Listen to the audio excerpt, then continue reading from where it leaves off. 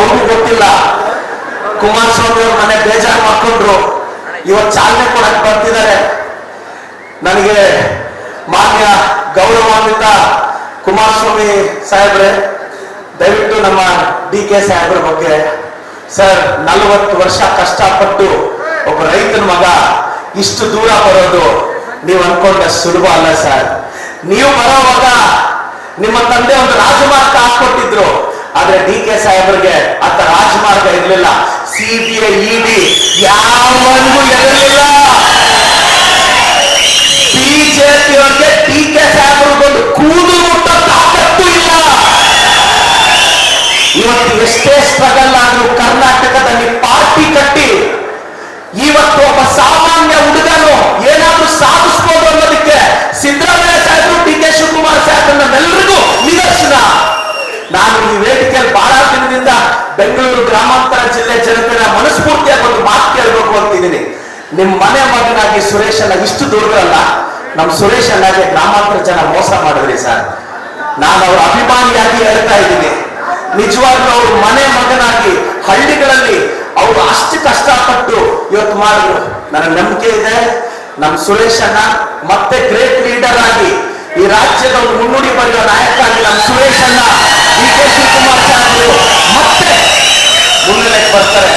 ನಾನು ಎಲ್ರಿಗೂ ಹೇಳೋದಿಷ್ಟೇ, ಬಿಜೆಪಿ ಮತ್ತು JDS ಅವ್ರಿಗೆ ಮೂಢ ಹಗರಣ ಅಂತಾರೆ.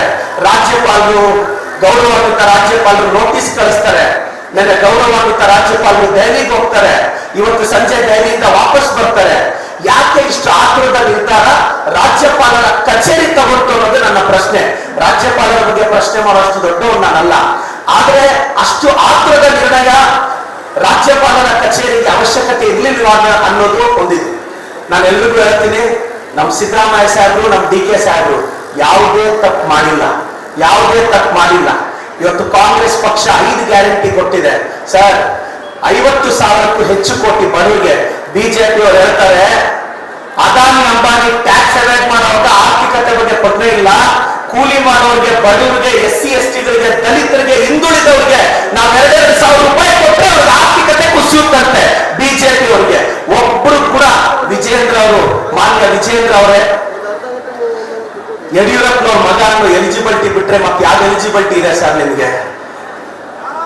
ಮಾನ್ಯ ಅಶೋಕ್ ಸಾಹೇಬ್ರೆ, ಅದೇನ್ ಪಾದಯಾತ್ರೆ ಮಾಡ್ತಿದಾರೋ ಅಲ್ಲಿ ಅವ್ರಿಗಿಂತ ಪೊಲೀಸರೇ ಜಾಸ್ತಿ ಕಾಣಿಸಿದ್ರು ನನಗೆ. ನಾನು ನೋಡ್ಕೊಂಡು ಬರ್ತಿದ್ದೆ ಅವರು, ಅವ್ರಿಗಿಂತ ಪೊಲೀಸರೇ ಹೆಚ್ಚು ಕಾಣಿಸಿದ್ರು. ಮತ್ತೆ ಅಲ್ಲಿ ನೋಡಿದ್ರೆ ಅವ್ರು ಹೇಳ್ತಾ ಇದ್ದಾರೆ ಸ್ಪೀಚ್ ಮಾಡೋರು ಲಕ್ಷಾಂತರ ಸಂಖ್ಯೆಯಲ್ಲಿ, ಸಾವಿರಾರು ಸಂಖ್ಯೆಯಲ್ಲಿ ಅಂತ. ಬಿಜೆಪಿಗೆ ಪಾಠ ಕಲಿಸಿದೀವಿ. ಮೊನ್ನೆ 136 ಸೀಟ್ ರಾಜ್ಯ ಸರ್ಕಾರ ನಾವು ಗೆದ್ದಿದ್ದೀವಿ. ನಿಮ್ಮೆಲ್ಲರ ಆಶೀರ್ವಾದ ನಮ್ಮ ಕಾಂಗ್ರೆಸ್ ಪಕ್ಷದ ಮೇಲೆ ಇರಬೇಕು. ಜೈ ಸಿದ್ದರಾಮಯ್ಯ, ಜೈ DK ಶಿವಕುಮಾರ್. ಸಾಹೇಬರಿಗೆ, DK ಶಿವಕುಮಾರ್ ಸಾಹೇಬರಿಗೆ, DK ಸುರೇಶ್ ಅಣ್ಣನಿಗೆ, ಗೌರವಾನ್ವಿತ ಕೇಂದ್ರ ಸಚಿವರಾದ ಕುಮಾರಸ್ವಾಮಿ ಅವರೇ, ಪ್ರಧಾನಿಯ ಮಗ ಮುಖ್ಯಮಂತ್ರಿ ಆಗೋದು ಗ್ರೇಟ್ ಅಲ್ಲ, ಕನಕಪುರದ ರೈತನ ಮಗ ಉಪಮುಖ್ಯಮಂತ್ರಿ ಆಗೋದು ಗ್ರೇಟ್.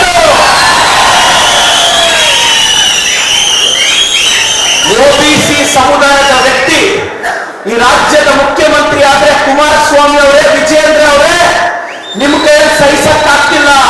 ಕುಮಾರಸ್ವಾಮಿ ಅವರೇ, ನಿಮ್ಮ ಸಮುದಾಯದ ಹುಡುಗ ಈ ರಾಜ್ಯಕ್ಕೆ ಉಪಮುಖ್ಯಮಂತ್ರಿ ಆಗಿದ್ದಾರೆ, ಸಹಿಸಿಕೊಳ್ಳೋ ಸೌಜನ್ಯನೂ ನಿಮ್ಗಿಲ್ಲ ಅಲ್ವಾ ಸರ್? ಇವತ್ತು ಸಿದ್ದರಾಮಯ್ಯ ಸಾಹೇಬರ ಬಗ್ಗೆ, DK ಸಾಹೇಬರ ಬಗ್ಗೆ ಇಲ್ಲ ಸಲ್ಲದ ಆರೋಪಗಳನ್ನ ಮಾಡ್ತಿದ್ದಾರೆ. ಕೇಂದ್ರದ ಬಿಜೆಪಿ ಅವರು 67,000 ಕೋಟಿ ರೈತರು ಖರ್ಚು ಮಾಡಬೇಕಾಗಿರೋ ದುಡ್ಡನ್ನ ಖರ್ಚು ಮಾಡಿಲ್ಲ. ಇದು ನಾನು ಹೇಳ್ತಿಲ್ಲ, ಪಾರ್ಲಿಮೆಂಟರಿ ಕಮಿಟಿ ಆನ್ ಅಗ್ರಿಕಲ್ಚರ್ ಹೇಳ್ತಾ ಇರೋದು. ಇವತ್ತು ಲಡಾಖ್ ಚೈನಾದವರು ಹೊರಕೊಂಡ್ರು, ನ್ಯಾಷನಲ್ ಸೆಕ್ಯೂರಿಟಿ ಕಾಪಾಡಕ್ಕಾಗ್ತಿಲ್ಲ, ಬಾಯಿ ಪಡ್ಕೊಂತಾರೆ ಬಿಜೆಪಿ ಅವರು, JDS ಅವರು. ಇವತ್ತು ಬಿಜೆಪಿ JDS ಕಳ್ಳರೆಲ್ಲ ಸೇರಿ ಕೆಂಗೇರಿಯಿಂದ ಪಾದಯಾತ್ರೆ ಸ್ಟಾರ್ಟ್ ಮಾಡಿದ್ದಾರೆ.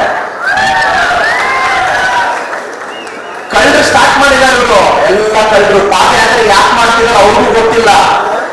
ಕುಮಾರಸ್ವಾಮಿ ಅವ್ರ ಮನೆ ಬೇಜಾರು ಮಾಡ್ಕೊಂಡ್ರು, ಇವತ್ತು ಚಾಲನೆ ಕೊಡಕ್ ಬರ್ತಿದ್ದಾರೆ. ನನಗೆ ಮಾನ್ಯ ಗೌರವಾನ್ವಿತ ಕುಮಾರಸ್ವಾಮಿ ಸಾಹೇಬ್ರೆ, ದಯವಿಟ್ಟು ನಮ್ಮ DK ಸಾಹೇಬ್ರ ಬಗ್ಗೆ ಸರ್, 40 ವರ್ಷ ಕಷ್ಟಪಟ್ಟು ಒಬ್ಬ ರೈತನ ಮಗ ಇಷ್ಟು ದೂರ ಬರೋದು ನೀವು ಅನ್ಕೊಂಡಷ್ಟು ಸುಲಭ ಅಲ್ಲ ಸರ್. ನೀವು ಬರೋವಾಗ ನಿಮ್ಮ ತಂದೆ ಒಂದು ರಾಜಮಾರ್ಗ ಹಾಕೊಟ್ಟಿದ್ರು, ಆದ್ರೆ ಡಿ ಕೆ ಸಾಹೇಬರಿಗೆ ಅಂತ ರಾಜಮಾರ್ಗ ಇರಲಿಲ್ಲ. ಸಿಬಿಐ ಇಡಿ ಯಾವನಿಗೂ ಎದರಲಿಲ್ಲ. ಬಿಜೆಪಿಯವರಿಗೆ ಡಿ ಕೆ ಸಾಹೇಬರಿಗೊಂದು ಕೂದಲು ಮುಟ್ಟ ತಾಕತ್ತು ಇಲ್ಲ. ಇವತ್ತು ಎಷ್ಟೇ ಸ್ಟ್ರಗಲ್ ಆದ್ರೂ ಕರ್ನಾಟಕದಲ್ಲಿ ಪಾರ್ಟಿ ಕಟ್ಟಿ ಇವತ್ತು ಒಬ್ಬ ಸಾಮಾನ್ಯ ಹುಡುಗನು ಏನಾದ್ರೂ ಸಾಧಿಸಬಹುದು ಅನ್ನೋದಕ್ಕೆ ಸಿದ್ದರಾಮಯ್ಯ ಸಾಹೇಬರು, ಡಿ ಕೆ ಶಿವಕುಮಾರ್ ಸಾಹೇಬರು ನಮ್ಮೆಲ್ಲರಿಗೂ ನಿದರ್ಶನ. ನಾನು ಈ ವೇದಿಕೆಯಲ್ಲಿ ಬಹಳ ದಿನದಿಂದ ಬೆಂಗಳೂರು ಗ್ರಾಮಾಂತರ ಜಿಲ್ಲೆ ಜನತೆಯ ಮನಸ್ಫೂರ್ತಿಯಾಗಿ ಒಂದು ಮಾತು ಕೇಳಬೇಕು ಅಂತಿದ್ದೀನಿ.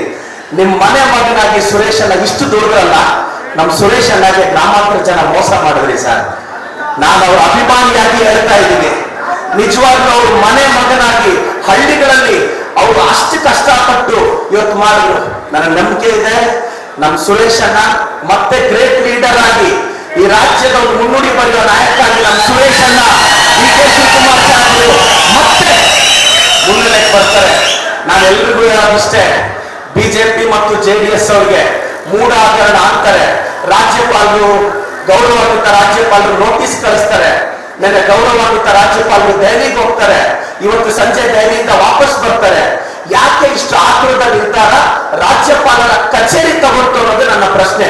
ರಾಜ್ಯಪಾಲರ ಬಗ್ಗೆ ಪ್ರಶ್ನೆ ಮಾಡುವಷ್ಟು ದೊಡ್ಡವನು ನಾನಲ್ಲ, ಆದ್ರೆ ಅಷ್ಟು ಆತುರದ ನಿರ್ಣಯ ರಾಜ್ಯಪಾಲರ ಕಚೇರಿಗೆ ಅವಶ್ಯಕತೆ ಇರ್ಲಿಲ್ವಾ ಅನ್ನೋದು ಒಂದಿದೆ. ನಾನು ಎಲ್ರಿಗೂ ಹೇಳ್ತೀನಿ, ನಮ್ ಸಿದ್ದರಾಮಯ್ಯ ಸಾಹೇಬರು, ನಮ್ ಡಿ ಕೆ ಸಾಹೇಬರು ಯಾವುದೇ ತಪ್ಪು ಮಾಡಿಲ್ಲ, ಯಾವುದೇ ತಪ್ಪು ಮಾಡಿಲ್ಲ. ಇವತ್ತು ಕಾಂಗ್ರೆಸ್ ಪಕ್ಷ 5 ಗ್ಯಾರಂಟಿ ಕೊಟ್ಟಿದೆ ಸರ್. 50,000ಕ್ಕೂ ಹೆಚ್ಚು ಕೋಟಿ ಬಡವರಿಗೆ ಬಿಜೆಪಿ ಅವರು ಹೇಳ್ತಾರೆ ಅದಾನಿ ಅಂಬಾನಿ ಟ್ಯಾಕ್ಸ್ ಅವಾಯ್ಡ್ ಮಾಡುವಾಗ ಆರ್ಥಿಕತೆ ಬಗ್ಗೆ ಕೊಟ್ಟೇ ಇಲ್ಲ. ಕೂಲಿ ಮಾಡೋರಿಗೆ, ಬಡವರಿಗೆ, SC ST ಗಳಿಗೆ, ದಲಿತರಿಗೆ, ಹಿಂದುಳಿದವರಿಗೆ ನಾವು 2,000 ರೂಪಾಯಿ ಕೊಟ್ಟರೆ ಅವ್ರಿಗೆ ಆರ್ಥಿಕತೆ ಕುಸಿಯುತ್ತಂತೆ ಬಿಜೆಪಿ ಅವರಿಗೆ. ಒಬ್ರು ಕೂಡ ವಿಜೇಂದ್ರ ಅವರು, ಮಾನ್ಯ ವಿಜೇಂದ್ರ ಅವರೇ, ಯಡಿಯೂರಪ್ಪನವ್ರ ಮಗ ಅನ್ನೋ ಎಲಿಜಿಬಿಲಿಟಿ ಬಿಟ್ರೆ ಮತ್ತೆ ಯಾವ ಎಲಿಜಿಬಿಲಿಟಿ ಇದೆ ಸರ್ ನಿಮ್ಗೆ? ಮಾನ್ಯ ಅಶೋಕ್ ಸಾಹೇಬ್ರೆ, ಅದೇನ್ ಪಾದಯಾತ್ರೆ ಮಾಡ್ತಿದಾರೋ ಅಲ್ಲಿ ಅವ್ರಿಗಿಂತ ಪೊಲೀಸರೇ ಜಾಸ್ತಿ ಕಾಣಿಸಿದ್ರು ನನಗೆ. ನಾನು ನೋಡ್ಕೊಂಡು ಬರ್ತಿದ್ದೆ ಅವರು, ಅವ್ರಿಗಿಂತ ಪೊಲೀಸರೇ ಹೆಚ್ಚು ಕಾಣಿಸಿದ್ರು. ಮತ್ತೆ ಅಲ್ಲಿ ನೋಡಿದ್ರೆ ಅವ್ರು ಹೇಳ್ತಾ ಇದ್ದಾರೆ ಸ್ಪೀಚ್ ಮಾಡೋರು ಲಕ್ಷಾಂತರ ಸಂಖ್ಯೆಯಲ್ಲಿ, ಸಾವಿರಾರು ಸಂಖ್ಯೆಯಲ್ಲಿ ಅಂತ. ಬಿಜೆಪಿಗೆ ಪಾಠ ಕಲಿಸಿದೀವಿ. ಮೊನ್ನೆ 136 ಸೀಟ್ ರಾಜ್ಯ ಸರ್ಕಾರ ನಾವು ಗೆದ್ದಿದ್ದೀವಿ.